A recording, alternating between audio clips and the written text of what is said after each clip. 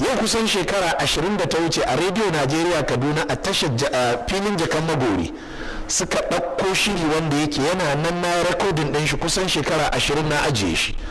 Musa Waziri Arɗawa shi ya shirin. Mage ce wani yake kiwonta sai ta mishi laifi sai bi ta a guje, da ya bi ta sai matsa ta zuwa ga wani lungu, da ya matsa ta rasa yadda za ta yi sai ta ce wayyo Allah, shi ba sai ya rufa a guje. Mu musulmi ba za mu yi mamaki ba, don annabinmu ya ce duniya ba za ta tashi ba sai ainihin dabbobi sun yi magana. al-Imam al-Bukhari da Muslim sun ruwaito hadisi daga sahabi Abu Huraira. Annabi sallallahu ta'ala alaihi wa alihi wa sallama yace wata rana annabi ya tara musulmi ne musu wa'azi, yace wani mutum cikin bani Isra'ila ya hawo kan saniya yana tafiya, yana cikin tafiya sai ainihin ya rinka sa bulala yana dukan saniyar, sai saniyar ta waigo sai ta ce mishi mali hadha khuliqtu, kai ka daina duka na, ni ba don haka aka halicce ni ba. Sai sahabbai suka ce baqaratun takallamu, saniya take magana ya manzon Allah? Sai manzon Allah ya ce na'am amantu bi zalika, ni na yadda, wa Abubakar wa Umar amanu bi zalik, Abubakar da Umar su ma sun yadda da haka. Abu Hurairah ya ce annabi ya faɗa haka, Abubakar da Umar ba sa wurin, ma'ana annabi ya san duk abin da yadda da shi, Abubakar da Umar sun yadda da shi. Wannan hadisi yana cikin sahihul Bukhari da Muslim. Me yasa ne tale na kawo maka haka? Don kasancewa wallahi idan har kana shakka dangane da manzancin annabi sallallahu alaihi wasallam, wallahi ka daina. Garin da mutanen annabi Lutu suka rayu, garin yana nan a yanzu. Duk duniya ba wanda ya san tarihin garin sai musulmi. Gari ne yana nan, gaba ɗayan garin ruwa ya taso baki ya rufe ainihin garin, sannan kewayen garin kaf ciyawa ko bishiya ba ta fitowa a garin. Wannan garin annabi Lutu ne, garin da Allah maɗaukakin sarki ya sa mala'ika Jibril ya cicciɓi garin gaba ɗaya aka kai su sama, da aka buga musu bama-bamai sai aka kifo garin ta ƙasa, sai wannan ruwa ya mamaye garin. Ƙur'ani ya kawo tarihin wannan garin Madiyana.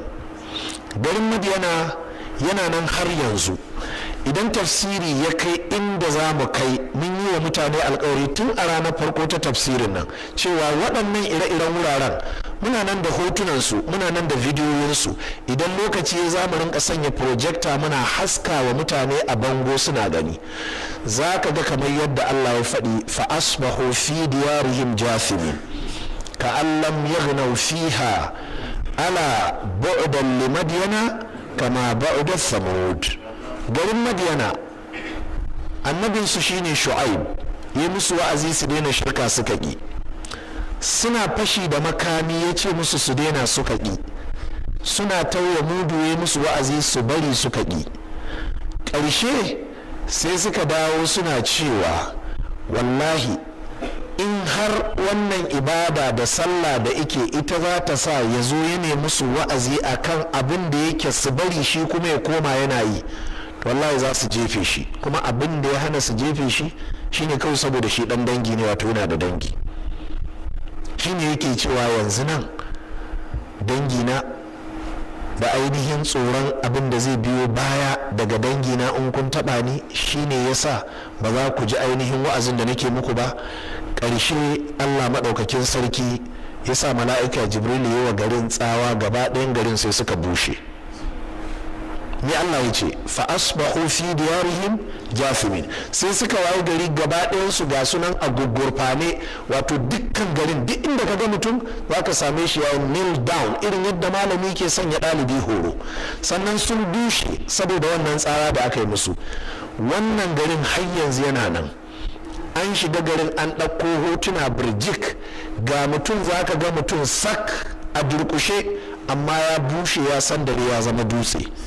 Idan ba alƙur'ani ba, babu wanda ya ba da waɗannan labaran. Shin waɗannan ba su isa su sa duniya ta zo ta gaskata wannan fiyayyen halitta ba, sallallahu ta'ala alaihi wa alihi wa sallama. Allah maɗaukakin sarki ya taimake mu. Idan